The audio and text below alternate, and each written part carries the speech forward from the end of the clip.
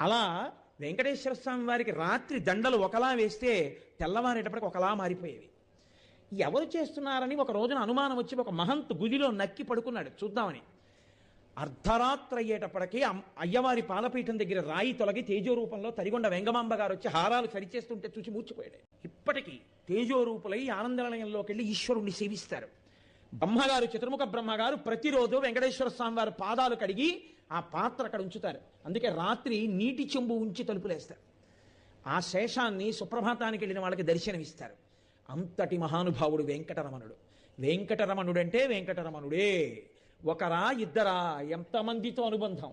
వారం రోజులు కాదు, కొన్ని నెలల పాటు వెంకటరమణుడు భక్తులు చెప్తూ వెడితే ఎన్ని యుగాలలో ఎంతమంది ఆ వెంకటాచల క్షేత్ర స్పర్శ చేత పునీతులయ్యారో, ఎంత ఆనందం పొందారో. ఇప్పటికీ నేను మీకు ఒక యథార్థం